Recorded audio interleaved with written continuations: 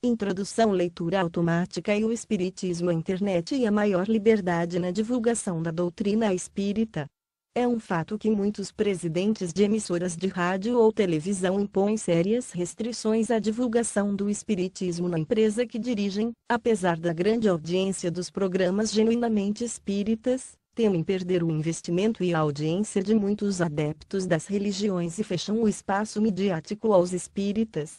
O progresso das novas tecnologias de informação oferecem um novo meio para a divulgação da doutrina espírita, a internet, apesar da insatisfação de pessoas que tentam impor à humanidade o nada como uma solução consoladora e progressista. É uma prova mais de que quando um princípio é verdadeiro, todo o esforço em ocultar uma lei natural é inútil, e que cedo ou tarde aquilo que tanto foi combatido acaba derrubando por terra os preconceitos e os interesses mesquinhos. Por que a leitura automática de obras espíritas? Aqui apresentamos a leitura automática de uma obra espírita com o intuito de contribuir para o esclarecimento e a pesquisa daqueles que desejam pesquisar sobre as 3 perguntas mais importantes para o homem. 1. De onde eu vim? 2. O que sou? 3. O que serei após o fenômeno morte?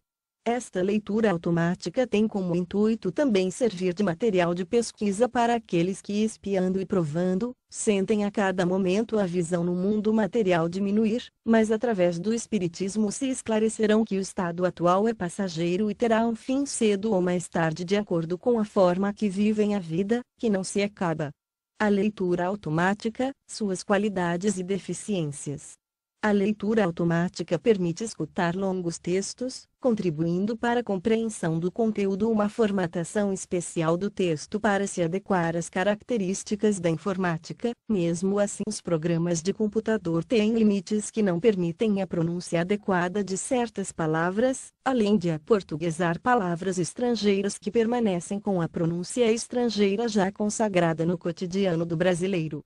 Neste trabalho, esta dificuldade pode ser superada baixando esta obra no site do ICEMEB, Instituto de Ciência Espírita Maria Elivina Borges, www.icemeb.com, e até mesmo contando com a ajuda de pessoas esclarecidas e com o intuito de esclarecer, podem ajudar no entendimento do verdadeiro sentido da obra baixada, além do uso constante de leituras deste tipo, dar condição de deduzir os termos que as limitações da tecnologia atual não podem superar.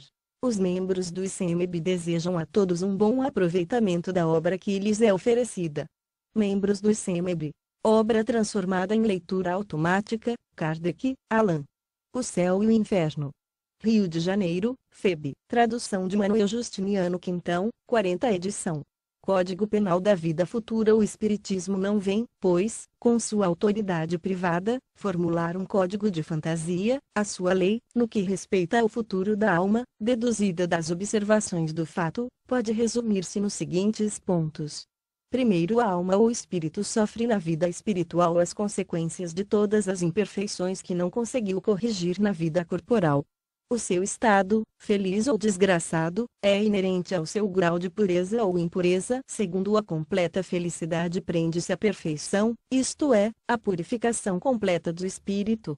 Toda a imperfeição é, por sua vez, causa de sofrimento e de privação de gozo, do mesmo modo que toda perfeição adquirida é fonte de gozo e atenuante de sofrimentos. Terceiro, não há uma única imperfeição da alma que não importe funestas e inevitáveis consequências, como não há uma só qualidade boa que não seja fonte de um gozo. A soma das penas é, assim, proporcionada à soma das imperfeições, como a dos gozos a das qualidades. A alma que tem 10 imperfeições, por exemplo, sofre mais do que a que tem 3 ou 4, e quando dessas 10 imperfeições não lhe restar mais que metade ou um quarto, menos sofrerá. De todo extintas, então a alma será perfeitamente feliz. Também na terra, quem tem muitas moléstias, sofre mais do que quem tenha apenas uma ou nenhuma. Pela mesma razão, a alma que possui 10 perfeições, tem mais gozos do que outra menos rica de boas qualidades. Quarto, em virtude da lei do progresso que dá a toda alma a possibilidade de adquirir o bem que lhe falta, como de despojar-se do que tem de mal, conforme o esforço e vontade próprios, temos que o futuro é aberto a todas as criaturas. Deus não repudia nenhum de seus filhos, antes recebe-os em seu seio à medida que atingem a perfeição, deixando a cada qual o mérito das suas obras. Quinto, dependendo do sofrimento da imperfeição, como o gozo da perfeição, a alma traz consigo o próprio castigo ou prêmio, onde quer que se encontre, sem necessidade de lugar circunscrito. O inferno está por toda parte em que haja almas sofredoras, e o céu igualmente onde houver almas felizes. Sexto, o bem e o mal que fazemos decorrem das qualidades que possuímos. Não fazer o bem quando podemos e, portanto, o resultado de uma imperfeição. Se toda a imperfeição é fonte de sofrimento, o espírito deve sofrer não somente pelo mal que fez como pelo bem que deixou de fazer na vida terrestre. Sétimo, o espírito sofre pelo mal que fez, de maneira que, sendo a sua atenção constantemente dirigida para as consequências desse mal, melhor compreende os seus inconvenientes e trata de corrigir-se. Oitavo, sendo infinita a justiça de Deus, o bem e o mal são rigorosamente considerados, não havendo uma só ação, um só pensamento mal que não tenha consequências fatais, como não há uma única ação meritória, um só bom movimento da alma que se perca, mesmo para os mais perversos. Por isso que constituem tais ações um começo de progresso. Nono, toda falta cometida, todo mal realizado é uma dívida contraída que deverá ser paga, se o não for em urna existência, se-lo-á na seguinte ou seguintes, porque todas as existências são solidárias entre si. Aquele que se quita numa existência não terá necessidade de pagar segunda vez. Décimo, o espírito sofre, quer no mundo corporal, quer no espiritual, a consequência das suas imperfeições. As misérias, as vicissitudes padecidas na vida corpórea, são oriundas das nossas imperfeições, são expiações de faltas cometidas na presente ou em precedentes existências. Pela natureza dos sofrimentos e vicissitudes da vida corpórea, pode julgar-se a natureza das faltas cometidas em anterior existência, e das imperfeições que as originaram. 11º, a expiação varia segundo a natureza e gravidade da falta, podendo, portanto, a mesma falta determinar expiações diversas, conforme as circunstâncias, atenuantes ou agravantes, em que for cometida. 12º, não há regra absoluta nem uniforme quanto à natureza e duração do castigo, a única lei geral é que toda falta terá punição, e terá recompensa todo ato meritório, segundo seu valor. 13º, a duração do castigo depende da melhoria do espírito culpado. Nenhuma condenação por tempo determinado lhe é prescrita. O que Deus exige por termo de sofrimentos é um melhoramento sério, efetivo, sincero, de volta ao bem. Deste modo o espírito é sempre o árbitro da própria sorte, podendo prolongar os sofrimentos pela pertinácia no mal, ou suavizá-los e anulá-los pela prática do bem. Uma condenação por tempo predeterminado teria o duplo inconveniente de continuar o martírio do espírito renegado, ou de libertá-lo do sofrimento, quando ainda permanecesse no mal. Ora, Deus, que é justo, só pune o mal enquanto existe, e deixa de o punir quando não existe mais. Por outra, o mal moral, sendo por si mesmo causa de sofrimento, fará este durar enquanto subsistir aquele, ou diminuirá de intensidade à medida que ele decresça. Nota do autor, vede Capitão V, número 25, citação de Ezequiel. Fim da nota do autor. 14º, dependendo da melhoria do espírito a duração do castigo, o culpado que jamais melhorasse sofreria sempre, e, para ele, a pena seria eterna. 15º, uma condição inerente à inferioridade dos espíritos é não lobrigarem o termo da provação, acreditando-a eterna, como eterno lhes parece deva ser um tal castigo. Nota do autor, perpétuo é sinônimo de eterno. Diz-se o limite das neves perpétuas, o eterno gelo dos polos, também se diz o secretário perpétuo da academia, o que não significa que o seja ad perpetuam, mas unicamente por tempo ilimitado. Eterno e perpétuo se empregam, pois, no sentido de indeterminado. Nesta acepção pode dizer-se que as penas são eternas, para exprimir que não têm duração limitada, eternas, portanto, para o espírito que lhes não vê o termo. Fim da nota do autor. 16º, o arrependimento, conquanto seja o primeiro passo para a regeneração, não basta por si só. São precisas a expiação e a reparação. Arrependimento, expiação e reparação constituem, portanto, as três condições necessárias para pagar os traços de uma falta e suas consequências. O arrependimento suaviza os travos da expiação, abrindo pela esperança o caminho da reabilitação. Só a reparação, contudo, pode anular o efeito destruindo-lhe a causa. Do contrário, o perdão seria uma graça, não uma anulação. 17º O arrependimento pode dar-se por toda parte e em qualquer tempo. Se for tarde, porém, o culpado sofre por mais tempo. Até que os últimos vestígios da falta desapareçam. A expiação consiste nos sofrimentos físicos e morais que lhe são consequentes, seja na vida atual, seja na vida espiritual após a morte, ou ainda em nova existência corporal. A reparação consiste em fazer o bem àqueles a quem se havia feito o mal. Quem não repara os seus erros numa existência, por fraqueza ou má vontade, achar-se-á numa existência ulterior em contato com as mesmas pessoas que, de se tiverem queixas, e em condições voluntariamente escolhidas, de modo a demonstrar-lhes reconhecimento e fazer-lhes tanto bem quanto mal lhes tenha feito. Nem todas as faltas acarretam prejuízo direto e efetivo. Em tais casos a reparação se opera, fazendo-se o que se deveria fazer e foi descurado, cumprindo os deveres desprezados, as missões não preenchidas, praticando o bem em compensação ao mal praticado, isto é, tornando-se humilde se tem sido orgulhoso, amável se foi austero, caridoso se tem sido egoísta, benigno se tem sido perverso, laboroso se tem sido ocioso, útil se tem sido inútil, frugal se tem sido intemperante, trocando em suma por bons os maus exemplos perpetrados. E desse modo progride o espírito, aproveitando-se do próprio passado. Nota do autor: a necessidade da reparação é um princípio de rigorosa justiça que se pode considerar verdadeira lei de reabilitação moral dos espíritos. Entretanto, essa doutrina religião alguma ainda proclamou. Algumas pessoas repelem-na porque acham mais cômodo poder quitarem-se das más ações por um simples arrependimento, que não custa mais que palavras, por meio de algumas fórmulas. Contudo, crendo-se, assim, quites, verão mais tarde se isso lhes bastava. Nós poderíamos perguntar se esse princípio não é consagrado pela lei humana, e se a justiça divina pode ser inferior à dos homens. E mais, se essas leis se dariam por desafrontadas desde que o indivíduo que as transgredisse, por abuso de confiança, se limitasse a dizer que as respeita infinitamente. Por que hão de vacilar tais pessoas perante uma obrigação que todo homem honesto se impõe como dever, segundo o grau de suas forças?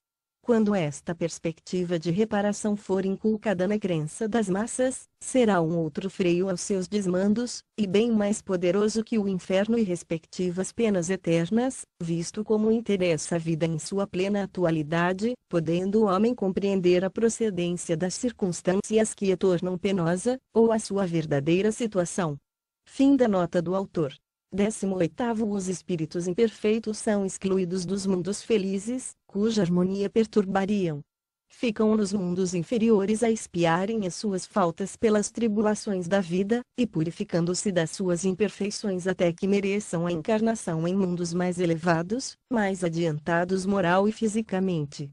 Se pode conceber um lugar circunscrito de castigo, tal lugar é, sem dúvida, nesses mundos de expiação, em torno dos quais pululam espíritos imperfeitos, desencarnados à espera de novas existências que lhes permitam reparar o mal, auxiliando-os no progresso. 19º Como o espírito tem sempre o livre-arbítrio, o progresso por vezes se lhe torna lento, e tenaz a sua obstinação no mal. Nesse estado pode persistir anos e séculos, vindo por fim um momento em que a sua contumácia se modifica pelo sofrimento, e, a despeito da sua jactância, reconhece o poder superior que o domina. Então, desde que se manifestam os primeiros vislumbres de arrependimento, Deus lhe faz entrever a esperança.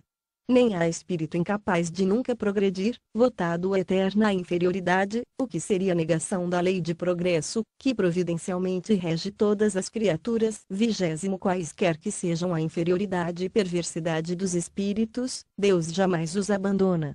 Todos têm seu anjo de guarda, guia, que por eles vela, na persuasão de suscitar-lhes bons pensamentos, desejos de progredir e, bem assim, de espreitar-lhes os movimentos da alma, com o que se esforçam por repararem uma nova existência o mal que praticaram. Contudo, essa interferência do guia faz-se quase sempre ocultamente e de modo a não haver pressão, pois que o espírito deve progredir por impulso da própria vontade, nunca por qualquer sujeição. O bem e o mal são praticados em virtude do livre-arbítrio, e, conseguintemente, sem que o espírito seja fatalmente impelido para um ou outro sentido. Persistindo no mal, sofrerá as consequências por tanto tempo quanto durar a persistência, do mesmo modo que, dando um passo para o bem, sente imediatamente benéficos efeitos. Observação: erro seria supor que, por efeito da lei de progresso, a certeza de atingir cedo ou tarde a perfeição e a felicidade pode estimular a perseverança no mal, sob a condição do ulterior arrependimento, primeiro porque o espírito inferior não se apercebe do termo da sua situação, e segundo porque, sendo ele o autor da própria infelicidade, acaba por compreender que de si depende o fazê-la cessar, que por tanto tempo quanto perseverar no mal será infeliz, finalmente, que o sofrimento será intermino se ele próprio não lhe der fim. Seria, pois, um cálculo negativo, cujas consequências o espírito seria o primeiro a reconhecer. Com o dogma das penas irremissíveis é que se verifica, precisamente, tal hipótese, visto como é para sempre interdita qualquer ideia de esperança, não tendo pois o homem interesse em converter-se ao bem, para ele sem proveito. Diante dessa lei, cai também a objeção extraída da presciência divina, pois Deus, criando uma alma, sabe efetivamente se, em virtude do seu livre-arbítrio, ela tomará a boa ou a má estrada, sabe que ela será punida se fizer o mal, mas sabe também que tal castigo temporário é um meio de fazê-la compreender o erro, cedo ou tarde entrando no bom caminho. Pela doutrina das penas eternas conclui-se que Deus sabe que essa alma falirá e, portanto, que está previamente condenada a torturas infinitas. Fim da observação. 21º A responsabilidade das faltas é toda pessoal, ninguém sofre por erros alheios, salvo se a eles deu origem, quer provocando-os pelo exemplo, quer não os impedindo quando poderia fazê-lo. Assim, o suicida é sempre punido, mas aquele que por maldade impele outro a cometê-lo, esse sofre ainda maior pena. 22º Conquanto infinita a diversidade de punições, algumas há inerentes à inferioridade dos espíritos, e cujas consequências, salvo por menores, são pouco mais ou menos idênticas. A punição mais imediata, sobretudo entre os que se acham ligados à vida material em detrimento do progresso espiritual, faz-se sentir pela lentidão do desprendimento da alma, nas angústias que acompanham a morte ou despertar na outra vida, na consequente perturbação que pode dilatar-se por meses e anos. Naqueles que, ao contrário, têm pura consciência e na vida material já se acham identificados com a vida espiritual, o trespasse é rápido, sem abalos, quase nula a turbação de um pacífico despertar. 23º Um fenômeno muito frequente entre os espíritos de certa inferioridade moral é o acreditarem-se ainda vivos, podendo esta ilusão prolongar-se por muitos anos, durante os quais eles experimentarão todas as necessidades, todos os tormentos e perplexidades da vida. 24º Para o criminoso, a presença incessante das vítimas e das circunstâncias do crime é um suplício cruel. 25º Espíritos há mergulhados em densa treva, outros se encontram em absoluto insulamento no espaço, atormentados pela ignorância da própria posição. Como da sorte que os aguarda. Os mais culpados padecem torturas muito mais pungentes por não lhes entreverem um termo. Alguns são privados de ver os seres queridos, e todos, geralmente, passam com intensidade relativa pelos males, pelas dores e privações que a outrem ocasionaram. Esta situação perdura até que o desejo de reparação pelo arrependimento lhes traga a calma para entrever a possibilidade de, por eles mesmos, pôr um termo à sua situação. 26º Para o orgulhoso relegado às classes inferiores, é suplício ver acima dele colocados, cheios de glória e bem-estar, os que na terra desprezara. O hipócrita vê desvendados, penetrados e lidos por todo o mundo os seus mais secretos pensamentos, sem que os possa ocultar ou dissimular. O sátiro, na impotência de os saciar, tem na exaltação dos bestiais desejos o mais atroz tormento, vê o avaro esbanjamento inevitável do seu tesouro, enquanto que o egoísta, desamparado de todos, sofre as consequências da sua atitude terrena, nem a sede nem a fome lhe serão mitigadas. nem amigas mãos se lhe estenderam as suas mãos súplices, e pois que em vida só de se cuidara, ninguém dele se compadecerá na morte. 27º O único meio de evitar ou atenuar as consequências futuras de uma falta, está no repará-la, desfazendo-a no presente. Quanto mais nos demorarmos na reparação de uma falta, tanto mais penosas e rigorosas serão, no futuro, as suas consequências. 28º A situação do espírito, no mundo espiritual, não é outra senão a por si mesmo preparada na vida corpórea. Mais tarde, outra encarnação se lhe faculta para novas provas de expiação e reparação, com maior ou menor proveito, dependentes do seu livre-arbítrio, e se ele não se corrige, terá sempre uma missão a recomeçar, sempre mais acerba, de sorte que pode dizer-se que aquele que muito sofre na terra, muito tinha a expiar, e os que gozam uma felicidade aparente, em que pesem aos seus vícios e inutilidades, pagá-la-ão muito caro em ulterior existência. Nesse sentido foi que Jesus disse: Bem-aventurados os aflitos, porque serão consolados. O Evangelho segundo o Espiritismo, capitão, v. 29º Certo, a misericórdia de Deus é infinita, mas não é cega. O culpado que ela atinge não fica exonerado, e, enquanto não houver satisfeito a justiça, sofre a consequência dos seus erros. Por infinita misericórdia, devemos ter que Deus não é inexorável, deixando sempre viável o caminho da redenção. 30 Subordinadas ao arrependimento e reparação dependentes da vontade humana, as penas, por temporárias, constituem concomitantemente castigos e remédios auxiliares à cura do mal. Os espíritos, em prova, não são, pois, quais galés por certo tempo condenados, mas como doentes de hospital sofrendo de moléstias resultantes da própria incúria, a compadecerem-se com meios curativos mais ou menos dolorosos que a moléstia reclama, esperando alta tanto mais pronta quanto mais estritamente observadas as prescrições do solícito médico assistente. Se os doentes, pelo próprio descuido de si mesmos, prolongam a enfermidade, o médico nada tem que ver com isso. 31º As penas que o espírito experimenta na vida espiritual ajuntam-se às da vida corpórea, que são consequentes às imperfeições do homem, às suas paixões, ao mau uso das suas faculdades e à expiação de presentes e passadas faltas. É na vida corpórea que o espírito repara o mal de anteriores existências, pondo em prática resoluções tomadas na vida espiritual. Assim se explicam as misérias e vicissitudes mundanas que, à primeira vista, parecem não ter razão de ser. Justas são elas, no entanto, como espólio do passado, herança que serve à nossa romagem para a perfectibilidade. Nota do autor: Vede o Céu e o Inferno, primeira parte, capitão V, o Purgatório, número 3 e seguintes, e, após, segunda parte, capitão V, Expiações terrestres. Vede, também, o Evangelho segundo o Espiritismo, capitão V, Bem-aventurados os aflitos. Fim da nota do autor. 32º Deus, disse, não daria prova maior de amor às suas criaturas, criando-as infalíveis e, por conseguinte, isentas dos vícios inerentes à imperfeição? Para tanto fora preciso que ele criasse seres perfeitos, nada mais tendo a adquirir, quer em conhecimentos, quer em moralidade. Certo, porém, Deus poderia fazê-lo, e se o não fez é que em sua sabedoria quis que o progresso constituísse lei geral. Os homens são imperfeitos, e, como tais, sujeitos a vicissitudes mais ou menos penosas. E pois que o fato existe, devemos aceitá-lo. Inferir dele que Deus não é bom nem justo, fora insensata revolta contra a lei. Injustiça haveria, sim, na criação de seres privilegiados, mais ou menos favorecidos, fruindo gozos que outros porventura não atingem senão pelo trabalho, ou que jamais pudessem atingir.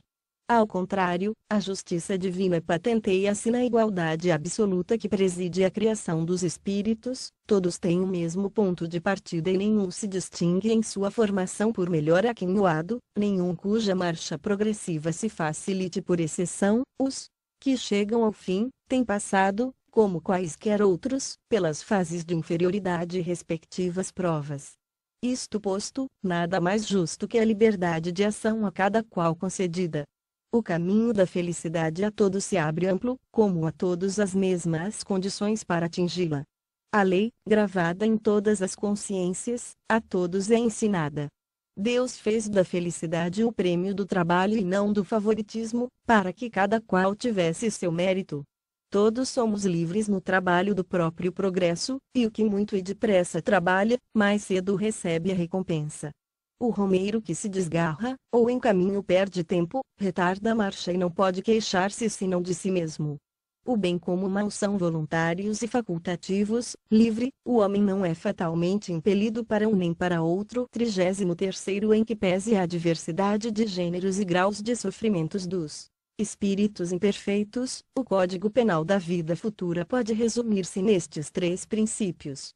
Primeiro, o sofrimento é inerente à imperfeição. Segundo, toda a imperfeição, assim como toda falta dela promanada, traz consigo o próprio castigo nas consequências naturais inevitáveis. Assim, a moléstia pune os excessos e da ociosidade nasce o tédio, sem que haja mister de uma condenação especial para cada falta ou indivíduo. Terceiro, podendo todo homem libertar-se das imperfeições por efeito da vontade, pode igualmente anular os males consecutivos e assegurar a futura felicidade. A cada um segundo as suas obras, no céu como na terra, tal é a lei da justiça divina.